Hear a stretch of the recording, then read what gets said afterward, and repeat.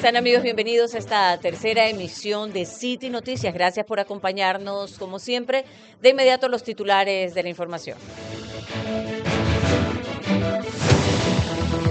En City Noticias, los titulares de los hechos más importantes en Ecuador y el mundo. Ecuador pasó de 69 legisladores a 151 en casi 50 años. Ahora se plantea reducirlos a 71. ¿Cómo es la deportación desde Estados Unidos, proceso al que se enfrentará José Serrano? Federación Nacional de Abogados respalda a la Corte Constitucional y propone una mesa de trabajo para superar enfrentamientos. El 14 de agosto se instalará la primera mesa técnica de seguros y medicina prepagada. Arrancamos con la información nacional para ustedes. En City Noticias, la información política.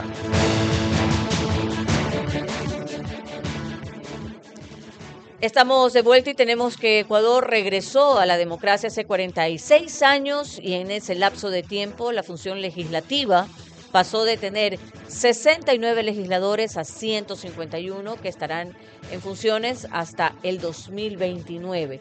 Este aumento representa un incremento de 90 asambleístas en menos de medio siglo. Desde el Ejecutivo, el presidente Daniel Noboa Ancín propone reducir el número de asambleístas a 71.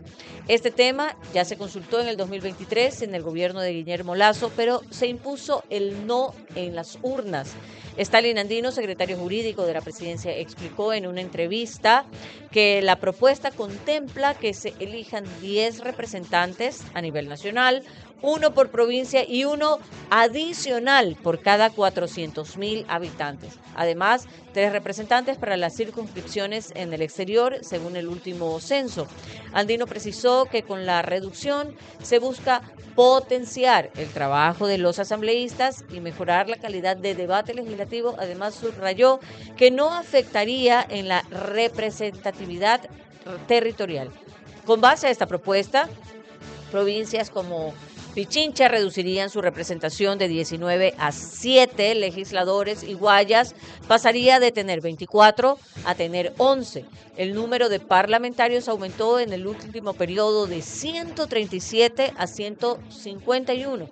En tanto, a la par de los cambios en su composición numérica relacionados con los temas demográficos, el Parlamento ecuatoriano también ha modificado su nombre 3 veces y pasó a llamarse Cámara de Representantes a Congreso Nacional y actualmente a Asamblea Nacional. En los últimos periodos legislativos se ha buscado garantizar también la inclusión de jóvenes y de mujeres. El primer cambio trascendental de la función legislativa del Ecuador se produjo con el regreso a la democracia en el 79. En ese año se estableció la Cámara de Representantes, compuesta por 69 legisladores, y el país existía en aquel momento un sistema bicameral hasta el 72. Luego, en el 83, la Cámara de Representantes cambió a Congreso Nacional.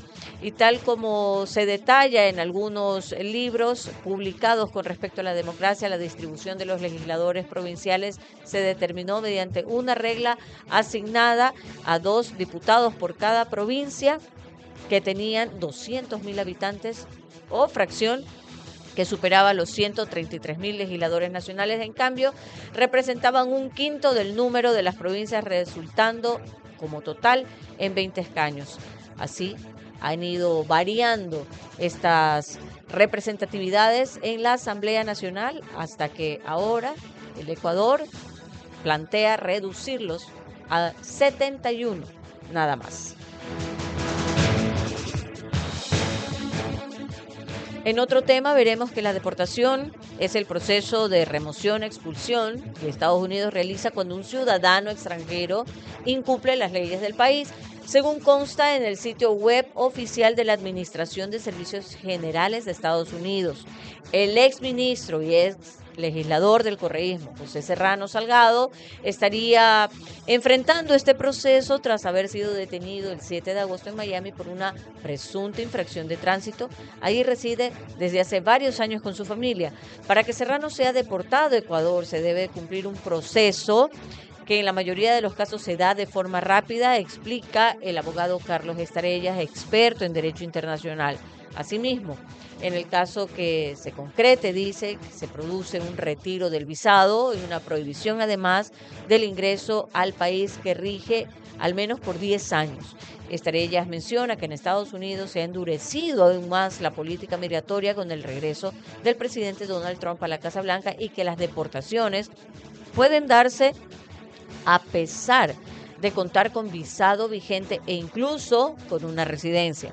Estados Unidos hoy está deportando por cualquier delito común o migratorio e incluso, así se cuente con cualquier tipo de visa, es prerrogativo del país. El proceso puede ser inmediato, esto no demora, se hace de forma interna y se finaliza con el envío del señor al Ecuador, explica. El jurista menciona también que en el proceso interno, si se realiza una audiencia en la que se toma la decisión de deportarlo o no, aunque considera que si es muy probable que ésta llegue a concretarse, el señor puede defenderse, pero yo creo que sí habrá deportación, mucho más aún por cómo están las leyes y exigencias migratorias en Estados Unidos. Además, es muy probable que las autoridades ecuatorianas allá hayan tomado contacto con las norteamericanas para ponerlas en conocimiento de quién es, menciona en su entrevista.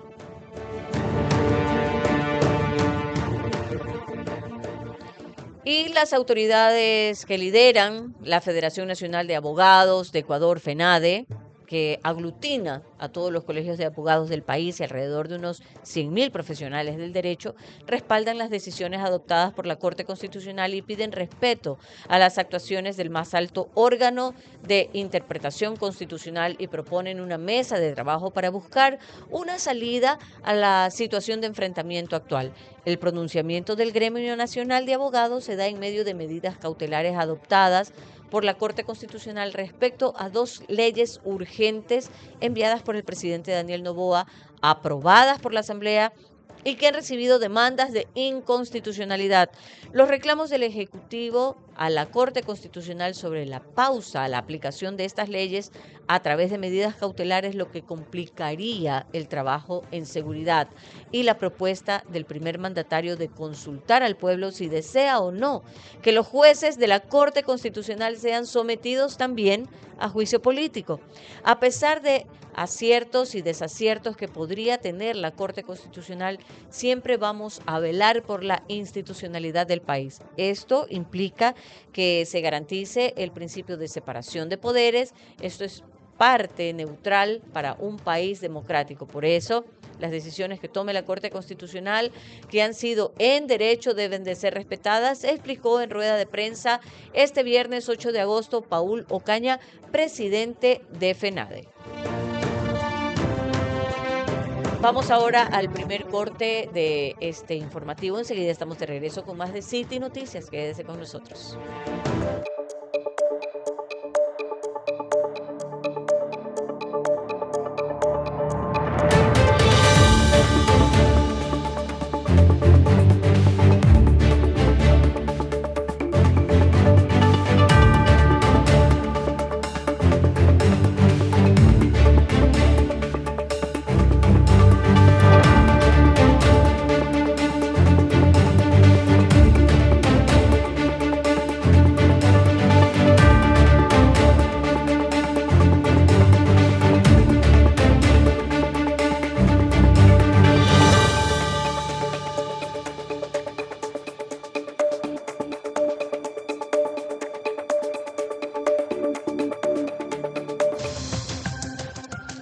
Estamos de vuelta nuevamente y tenemos que la Superintendencia de Compañía y Competencia Económica convocó la primera mesa técnica institucional para el jueves 14 de agosto del 2025, en donde se dará seguimiento a las recomendaciones del estudio de mercado al sector de los seguros como cobertura de asistencia médica y de medicina prepagada que la entidad hizo público en julio pasado.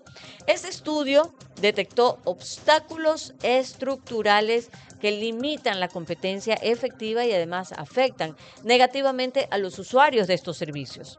La SCE señaló que el cumplimiento de los acuerdos asumidos en esta primera mesa técnica participan la Superintendencia de Compañías, Valores y Seguros, el Ministerio de Salud Pública y también la Agencia de Aseguramiento de Calidad de los Servicios de Salud y Medicina Prepagada en el país.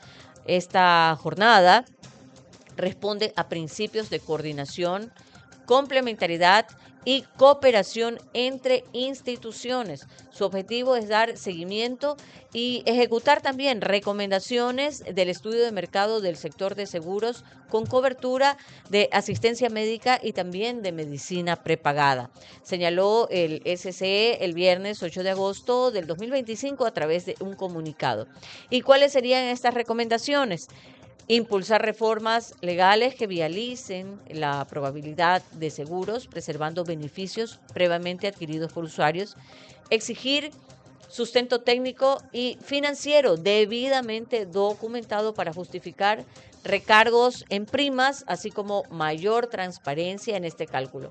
Registrar aseguradoras que operan en el país a fin de evitar distorsiones en costos operativos. Reformar el reglamento vigente para incorporar de manera expresa la obligatoriedad de contratar mecanismos de reaseguros para compañías de medicina prepagada. Revisar montos mínimos de capital social con el objetivo de armonizar las exigencias regulatorias entre compañías de seguros de salud y también de medicina prepagada, entre otras. Y en otro tema, la ministra de Energía y Minas, Inés Manzano, informó este viernes 8 de agosto que 300 personas fueron desvinculadas de la Corporación Eléctrica del Ecuador, CELEC, y sus unidades de negocio. Este grupo de funcionarios desvinculados, según la secretaria de Estado, algunos están relacionados con contratos en las centrales de las termoeléctricas y otros casos es por tema de eficiencia administrativa. El pasado 24 de julio el gobierno anunció el inicio del proceso de desvinculación de 5.000 funcionarios. También la ministra abordó este tema de las desvinculaciones al señalar que ha realizado 2 denuncias que nadie ha hecho. Me encantaría, dice, que alguien me diga quién más ha denunciado aparte de mí, expresó. Manifestó que una es por fraude, la otra por delincuencia organizada, en el caso de los contratos que CELEC firmó con Progen, que estaba a cargo de levantar centrales en el Salitral de 100 megavatios y Quevedo de 50 megavatios. La una, obviamente, contra quien nos ha venido y la otra contra todos los funcionarios, declaró ella. Al ser consultada si desvinculó a 24 funcionarios relacionados con los contratos de Progen, Manzano respondió: hemos desvinculado más de eso. Hasta ahora vamos como 300 desvinculaciones en CELEC y las unidades de CELEC. Algunas sí relacionadas con el caso Progen, otras son por temas de eficiencia administrativa, explicó. Vamos ahora al segundo corte en este informativo. Estamos de regreso enseguida.